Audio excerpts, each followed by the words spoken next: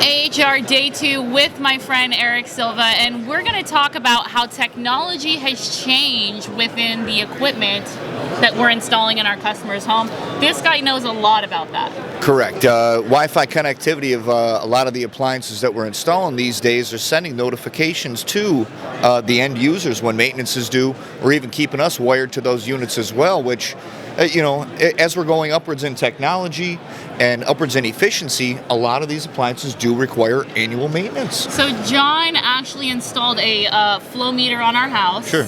It was a name brand, awesome, okay? Mm-hmm. Every time I take a bath, he gets a notification on his phone. Excessive water usage, right? He's like, are you in the bathtub? I'm like, get out of here, dude. Yeah. Because he's in Arizona, I'm in California. Right. So he knows like what I'm doing. Oh, yeah. From a completely different state because of our flow meter. But I like it because if there was an issue, right, we're notified immediately. It's that added peace of mind that we're all looking for, right? Yeah. Insurance companies are constantly conditioning people to shut off your water before you're leaving town. Yep. What if you're on a rush, you're on your way to the airport, and nobody is at home watching your house? Now you can go right to your phone and go ahead and power off that device and say, hey, I'm covered.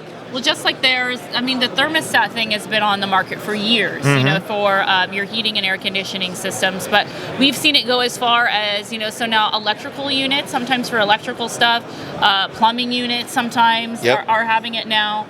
And that's a huge advancement for people. And I think it's easier for the direct end user rather than having to contact the contractor to come back and make certain adjustments. Right? Yeah, I think that the...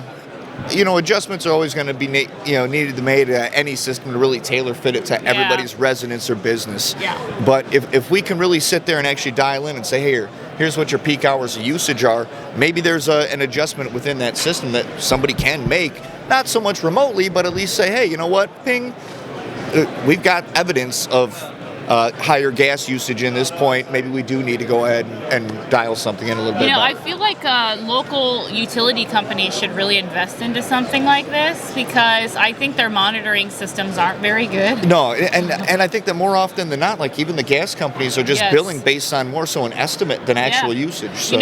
John and I had an issue where our basketball hoop fell on a gas line in our backyard and it was open for like 24 hours in our backyard. Had no idea. Luckily, he ended up going out there and smelt it and turned it off. But we're thinking, like, what the hell? Like, this is not good. So how are they really monitoring that? Yeah, you got to bring technology into it. Ironically, I went to a customer's home the day before flying out to here. And end up, just customary. I always just kind of check around for gas leaks with the combustible gas detector. Yeah. And I find this leak that is up right before a drywalled cavity. And is encapsulating this, and I stick it in there, and it's 100%. Well, she doesn't know it. She's widowed now for 8 years. Oh, dang. If I wasn't there, what would happen? But at the same time, she's getting billed for that for God knows how long. I mean, this is to me, that's obviously a major red flag. But hey, they're not caring that they're being paid on this gas leak for the last 8 or 10 years. And that's a step that you made to go beyond the basic service. That's what you know to do to be a little bit more thorough in what you're doing to avoid secondary damage to customers' homes, avoid carbon monoxide issues, gas leaks, all that stuff. So it's really important to be thorough. Oh, yeah, 100%. Because, at the end of the day, if we're not checking every box and crossing every T and dotting every I, hey, it's one thing to do it on a contract. Yeah. It's a whole other thing to do it when you're in-house because all of a sudden, hey, maybe somebody didn't tighten up a supply line well enough on a toilet. There's an issue there. Maybe somebody didn't adjust the water inside a toilet tank. Mm-hmm. Now it's constantly running, and there's another issue there. So there's... At the end of your service calls, after you're completed with whatever it is that you're doing, do you have a basic, checklist, a walkthrough that you do with your customer? I do, and I always like to inform them, hey, obviously if you come down here in an hour and you see something, call me right away. If you smell gas, call the gas company, call 911. Yeah. Because, hey, we are all human at the end of the day, but that's where we use technology to check all these things, right?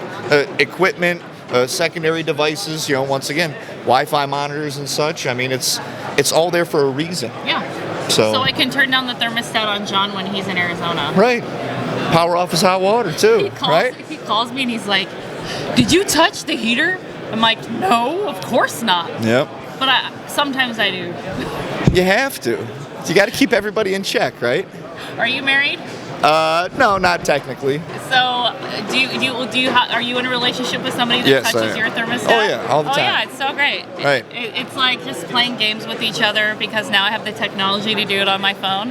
Yep. So yep. love you, babe. I'm gonna keep turning the thermostat down on you. And thanks for taking your time to talk to me about Thank you. technology. In our Always a industry. pleasure. Always a pleasure.